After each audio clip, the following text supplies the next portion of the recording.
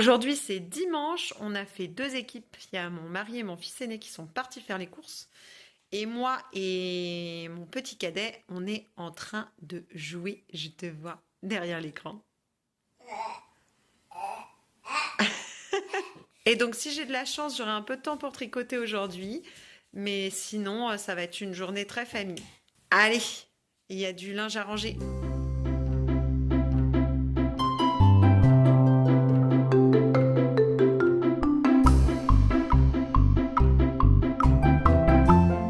Début de semaine sur les chapeaux de roue. Ce matin, je suis allée faire des courses pour des cours d'art plastique que je vais donner.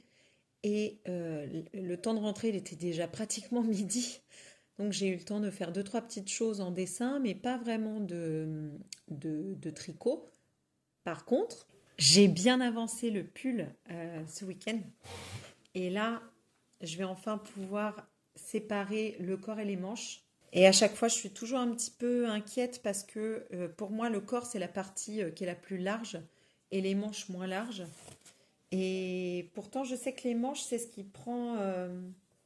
Franchement, oui, non, c'est ça. Les manches, c'est ce qui prend le plus de place, en fait. Ça demande beaucoup de tissu, on s'en rend pas bien compte. Et donc là, je vais pouvoir tricoter, séparer mes manches et ensuite, je retourne travailler. Allez, on sépare les manches.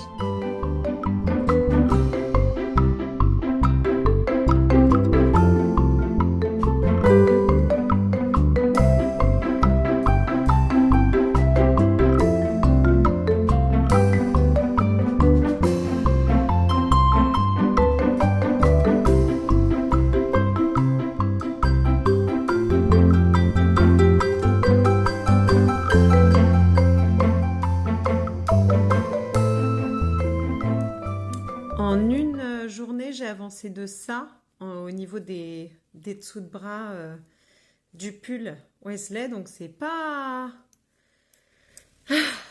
fou. Enfin, c'est pas fou. C'est bien en soi. Pourquoi est-ce que ce serait important d'aller le plus vite possible? J'ai toujours cette espèce d'envie de fou de finir un truc avant même de l'avoir commencé. Et ce qui est bien, c'est que le tricot, ça force à travailler là-dessus. Ce côté je suis pressée de terminer, oui, mais c'est pas grave, tu prendras ton temps parce que c'est comme ça que ça fonctionne. Et d'ailleurs, on va faire ça. Peut-être pas en vous parlant, je vais le poser là, juste pour savoir où est le centre sous les bras. Et j'ai quelques petites choses à vous dire. Donc, je suis dans l'ordre du Phénix. J'en profite, je vous donne mes infos Harry Potter. Je parle d'Harry Potter tout le temps en ce moment. Et on va enfin retourner à Poudlard et ça va faire du bien, même si il est lourd ce chapitre. Je trouve vraiment cette manifestation de l'Horcrux en Harry, parce que pour moi c'est complètement ça. Ce lien avec Voldemort, cette connexion, elle est tellement triste.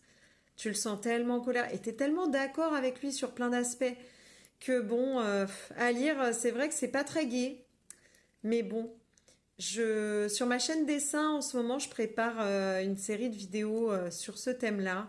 Je vous en dis pas plus parce que pour le coup, sans mentir, c'est un gros travail parce que j'essaye de prévoir plusieurs vidéos en avance, histoire d'ensuite pouvoir les poster petit à petit et avoir un petit peu d'avance, un petit rétro-planning, même si à mon avis, ça sera pas plus loin qu'un mois de rétro-planning.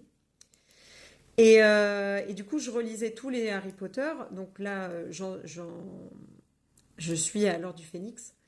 Et c'est vrai que je suis déjà légèrement nostalgique du début de la saga et de l'ambiance enfantine du premier.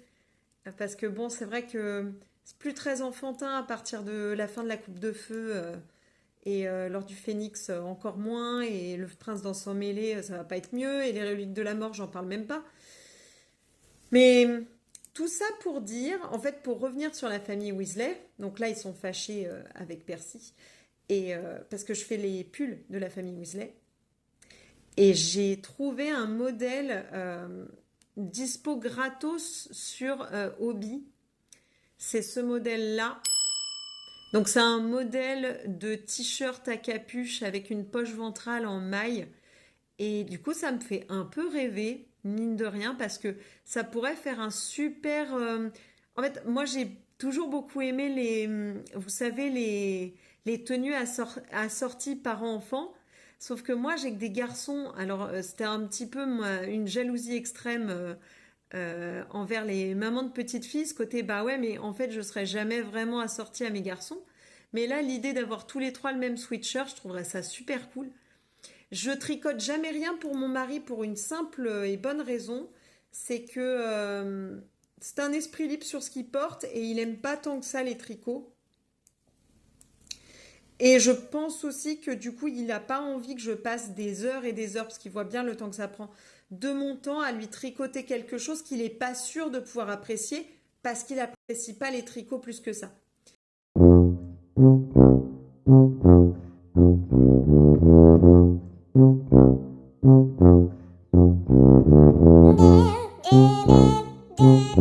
C'est pour ça que quand je vous parle de tricot avec mes enfants, j'inclus jamais mon mari parce que ça l'intéresse pas trop. Donc, écoutez, hein, c'est gentil de sa part, hein, parce que les pulls hommes, là pour le coup, c'est ce qui demande le plus de temps.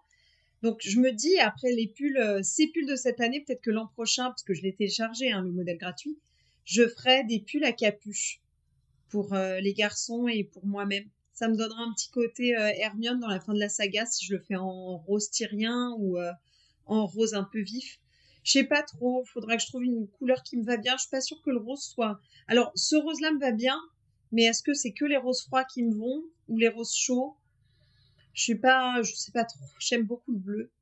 On verra l'année prochaine parce que bon, quand j'aurai fini celui-là, je vous ai dit, je vais essayer de reprendre une de mes chaussettes pour ma boîte à chaussettes de Noël parce que là, j'aurais pas grand-chose dans ma boîte à chaussettes et c'est un peu triste. Mais enfin, un peu triste, non, parce que j'ai tricoté beaucoup de choses cette année. Mais toujours est-il que nous sommes toujours sur nos pulls Weasley et j'aime bien vous donner comme ça des petites infos ou des petites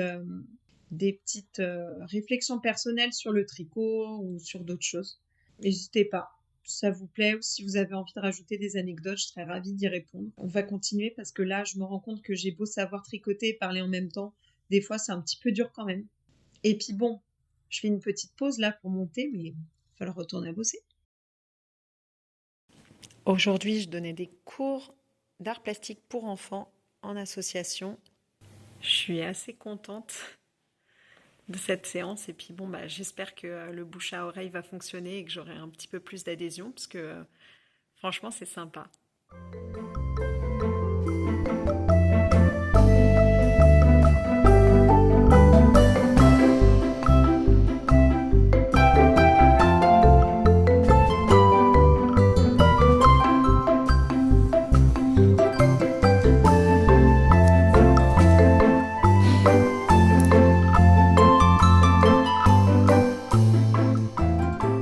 On est mardi, ça fait au moins 4 jours que j'ai rien filmé parce que bon, on a fait un petit week-end tranquille avec mon mari et puis j'avais pas tant de choses j'avais pas tant de choses que ça à dire.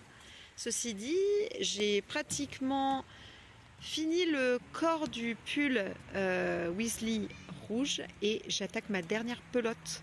Donc je suis un peu inquiète, je sais pas si j'en aurai assez. Là évidemment, je suis au parc avec les boubous. Et il faudra absolument que je rentre, ça serait chouette. Ils veulent pas rentrer. Pourquoi ils veulent jamais rentrer?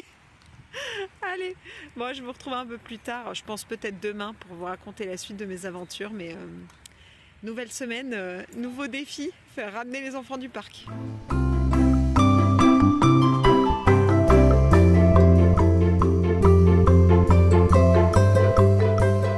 Ce qui s'est passé entre hier et aujourd'hui, c'est qu'il fait environ 10 degrés de moins. Sans blague, là, j'ai un pull, je viens de l'extérieur, je me suis mis des Uggs aux pieds, j'ai froid. Alors qu'hier, bon, il faisait un peu frais, mais encore ça allait. Et du coup, je vous parlais de mon super pull rouge de Madame Weasley. Et comme vous voyez, là, en fait, on est pas mal en termes de longueur. J'ai fait un rang, en fait, où je suis sur l'envers. Donc, je tricote à l'envers. Et ensuite, là, un rang sur l'endroit. Et ensuite, je vais faire le bord. Le bord. Moi, j'appelle ça un bord côte, mais ça s'appelle un... J'ai le mot anglais dans la tête et c'est ribbing. En français, c'est... Et je sais pas ce que j'ai avec la luminosité parce que moi, je ne bouge pas. Non? Toujours pas? Allez, lumière, courage. C'est le... Je sais plus. Bah, c'est le bord, on va dire, du pull en normal, en côte. Je vais faire les mêmes côtes que là, donc ce sera des côtes 1-1. Et une fois que j'aurai fini ça, j'aurai pas assez de laine, je pense, parce qu'il me reste plus que ça pour faire les côtes et les deux manches. Donc c'est pas possible que j'ai assez.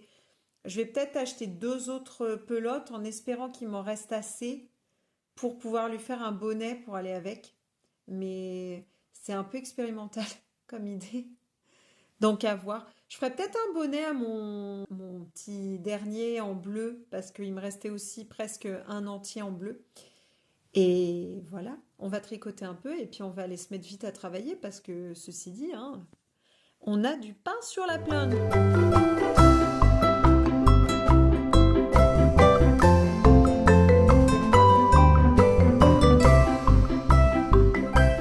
Ah là là, il fait super moche aujourd'hui.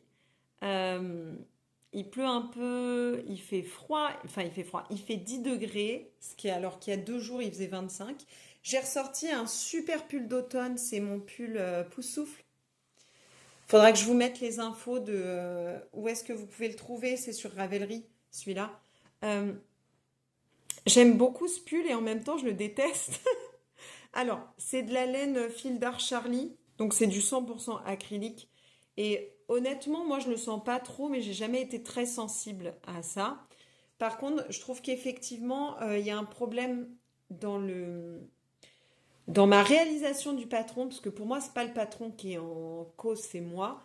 Dans le sens où j'ai fait vous savez, des augmentations allemandes, je crois, pour avoir le dos qui est un peu plus haut que le devant, histoire de, vous savez, c'est le principe de un corps humain, on a toujours une toute petite bosse en haut du dos et rien devant. Et du coup, pour adapter ça, normalement, on fait des vêtements avec un tout petit peu de tissu en haut du dos, enfin un tout petit peu de maille en plus au niveau du dos et pas devant.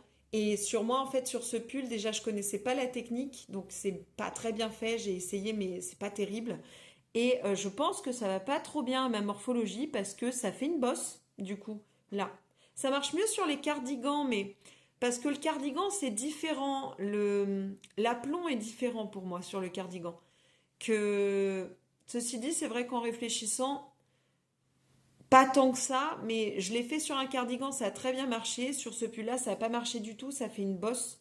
Et donc du coup, je préfère le porter souvent les cheveux détachés. Bon là, ils sont pas propres, mes cheveux. Et quand ils sont sales, juste avant de les laver, je les attache. Euh, je sais pas si vous avez cette fameuse technique du ils sont propres, détachés. Hop, ils sont sales, attachés. Et après, on lave. Évidemment, quand même, c'est le but. Mais bon, là, du coup, ils sont attachés. Et je suis quand même contente de l'avoir ressorti parce que là, pour le coup, je trouve qu'il est beau. Il me met bien en valeur et tout. Puis c'est les blaireaux de Poussoufle avec leur tourneur de temps, les petites clés, c'est trop sympa. Ça me donne envie de tricoter que des pulls Harry Potter. Bah, c'est un peu ce que je vous ai dit, hein, qui allait se produire sur cette chaîne. Donc là, je suis assez contente et j'ai mis un pantalon qui est le pantalon de Coralie Bijasson. C'est un pantalon patte d'éléphant, le pantalon Paul, si je me souviens bien. Et je crois que j'ai raison. J'en suis trop contente parce que ben, il est parfait ce pantalon. Si je devais le refaire, ce qui va arriver parce que j'aime bien ce pantalon, je ferais la taille plus haute de peut-être 1 ou 2 centimètres. J'ai pas l'arrêt du maçon, c'est pas le problème, mais j'aime bien les jeans un tout petit peu plus taille haute. Et je ferai les doublures, notamment de la ceinture et des poches, avec un coton beaucoup plus fin, parce que là, c'est trop épais, ça se voit un peu. Mais sinon, en soi, la technique pour la braguette est super bien expliquée. Le pantalon, ça fait 2 ans que je l'ai, je crois. J'ai aucun problème avec. Il se lave bien, il sèche bien, il n'y a pas de souci. Donc, je le referai, je pense. Aujourd'hui, ben, un peu de travail, on va se laver. On va travailler. J'en suis au côte 1 du bas du pull. Je vais essayer de pas. Qu'est-ce que t'as fait?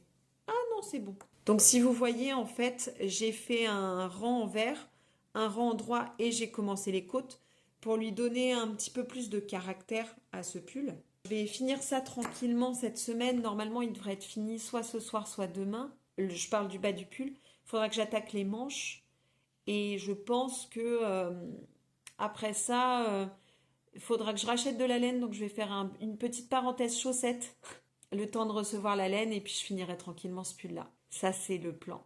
Et maintenant, bah, c'est parti pour la journée.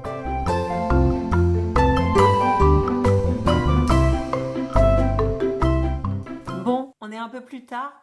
Je me suis lavée. Je sais pas si ça se voit parce que c'est juste qu'ils sont devenus volumineux et qu'ils font absolument ce qu'ils veulent. Vu le temps, ils sont de toute façon très bouclés. Le problème, c'est que ça tient que en dessous. Je sais pas si vous avez des cheveux bouclés ou pas et que vous savez comment réussir à obtenir des belles boucles au-dessus. Mais moi, j'ai toujours une espèce de choucroute plate au-dessus et des cheveux jolis et bouclés en dessous. Je sais pas les entretenir hein, clairement, mais du coup, ce que je fais souvent, c'est que je mets une pince là, comme ça, on voit les jolis cheveux dessous et on voit pas la choucroute moche au-dessus. Enfin bon, je vous ai montré, donc j'ai pratiquement fini là les côtes et je vais attaquer le rabattage des mailles. Et cette fois, j'ai décidé d'innover un peu, ça n'arrive jamais. D'habitude, je fais le rabattage classique à l'aiguille, celui que ma grand-mère m'a appris, et donc je fais toujours la même chose parce que c'est un peu ma petite Madeleine de Proust. Cette fois-ci, on va être un peu aventureux. Oh là là, je vais faire un rabattage à l'italienne. C'est un rabattage, ça ressemble un peu au grafting des chaussettes pour ceux qui ont l'habitude, quand on finit la pointe d'une chaussette, on prend une aiguille et puis ensuite on maille les deux ensemble, enfin on lie les deux pointes ensemble et c'est très propre. Et là du coup je vais faire un Italian binding, donc un rabattage à l'italienne, parce que normalement c'est plus souple, alors que mon rabattage grand-mère, il a tendance à être un peu serré, du coup il resserre sous les côtes et c'est pas terrible.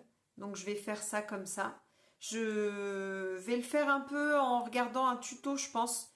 Donc je vais pas pouvoir vous le filmer là parce que je suis pas. Bah, je vous dis, le rabattage italien, je crois qu'en tout et pour tout, j'ai dû en faire 2 dans ma vie. D'ailleurs, je me demande si ces manches-là n'ont pas été rabattues à l'italienne. Effectivement, elles sont hyper souples et pourtant elles tiennent bien en place. Donc c'est peut-être un peu ça le truc. Et quand j'aurai fait ça, ce qui est chouette, c'est que j'aurai fini la vidéo de cette semaine. Je vais pouvoir vous la poster. Ce serait bien que j'arrive à la poster avant demain 17h, mais la vidéo va s'arrêter. Du coup, je vais vous laisser avec des images de l'Italian Bind Off, je pense, en cours. Et on se retrouve la semaine prochaine, la prochaine fois, pour la fin du corps et le début des manches. Allez! À plus tard, je vous souhaite une bonne journée, une bonne soirée, une bonne semaine, un bon week-end et je vous retrouve avec la suite de mes aventures. Salut!